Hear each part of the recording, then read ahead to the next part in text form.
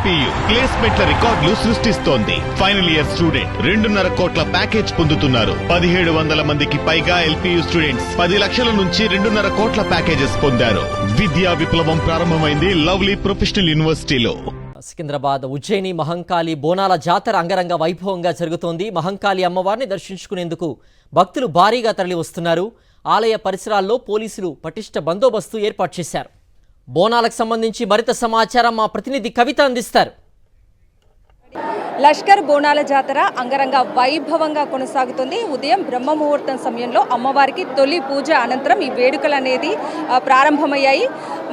తొలి పూజ అంటే morning 4 o'clock ఆ టైంలో అమ్మవారికి తొలి పూజ చేశారు. తర్వాత ప్రభుత్వం తరఫు నుంచి మంత్రి పొన్నం ప్రభాకర్ అమ్మవారికి పట్టు వస్త్రాలు సమర్పించి తొలి బోనం సమర్పించారు. ఆ తర్వాత ఈ వేడుకలు అనేది ప్రారంభమయ్యాయి. ఉదయం నుంచి కూడా వేలాది మంది భక్తులు ఇక్కడికి వచ్చి అమ్మవారిని దర్శించుకుంటున్నారు. అమ్మవారిని చూడటానికి 2 కళ్ళు కూడా చాలట్లేదు, అంత అందంగా అమ్మవారిని అలంకరించారు.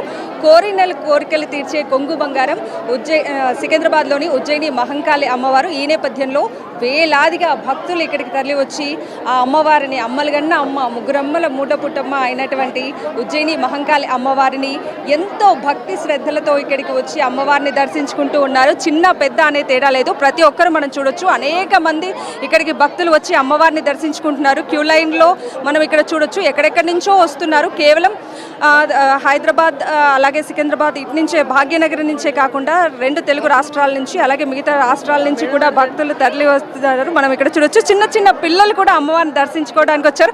ఎక్కడి నుంచి వచ్చారండి? మేము మెదక్ నుంచి మేడం. పాపని తీసుకొచ్చారు ఇంత రష్? మేడం ఎవ్రీ ఇయర్ చాలా బాగుంటుండే, ఈ 2 years నుంచి కొంచెం బాగా ఇబ్బంది అవుతుంది. ఎంత అమ్మవారు కాదు, ఎవ్రీ ఇయర్ వస్తూ ఉంటారా మీరు అమ్మవారి దర్శనం? అవును, ఎవ్రీ ఇయర్ వస్తుంది. కోరిన కోరికలు తీర్చే కొంగు బంగారం కదా మన ఉజ్జయిని మహంకాళి అమ్మవారు. మీరేమైనా కోరిక కోరుకున్నారా? నెరవేరిందా ఎప్పుడైనా? అంటే చాలా మటుకు నెరవేరినాయి. మనం ఇక్కడ చూడొచ్చు, చిన్న పెద్ద అనే తేడా లేదు, ప్రతి ఒక్కరూ కూడా అమ్మవారిని దర్శించుకోవడానికి వస్తున్నారు. సో బోనాలతో వచ్చే వారికి ఒక క్యూ లైన్ ఏర్పాటు చేశారు. సాధారణ భక్తులు అమ్మవారిని కేవలం దర్శనం చేసుకోవడానికి వచ్చే వాళ్ళకి ఒక క్యూ లైన్ ఏర్పాటు చేశారు. అమ్మవారిని అంటే ఎంతో అందంగా అలంకరించారు. ప్రత్యేక పూజా కార్యక్రమాలు కూడా ఒకవైపు జరుగుతున్నాయి, మరోవైపు వేలాది మంది భక్తులు దర్శించుకుంటున్నారు. ఇవాళ అమ్మవారిని అంటే కొన్ని లక్షల మంది దర్శించుకునే అవకాశం ఉంది. ఈ నేపథ్యంలో అధికారులు కూడా ఇక్కడికి వచ్చేటువంటి భక్తులకు ఎలాంటి ఇబ్బందులు కలగకుండా కూడా అన్ని ఏర్పాట్లు కూడా ఇక్కడ సిద్ధం చేశారు. అండ్ భద్రత రీత్యా కూడా పటిష్టమైన భద్రతను ఏర్పాటు చేశారు. సుమారు 2500 మంది పోలీసులతో ఇక్కడ పహారా కాస్తున్నారు. ఈ ప్రాంతాన్నంతా కూడా నిఘా నీడలోకి తీసుకొని సీసీ కెమెరాస్ ద్వారా ఈ ప్రాంతాన్నంతా కూడా మానిటర్ చేస్తున్నారు. ఎక్కడ ఏ ఒక్క అవాంఛనీయ సంఘటనలు జరగకుండా అన్ని ఏర్పాట్లు కూడా చేశారు. అండ్ కాసేపటి క్రితమే సీఎం రేవంత్ రెడ్డి ఇక్కడికి వచ్చి అమ్మవారికి పట్టు వస్త్రాలు సమర్పించారు, అమ్మవారిని దర్శించుకున్నారు.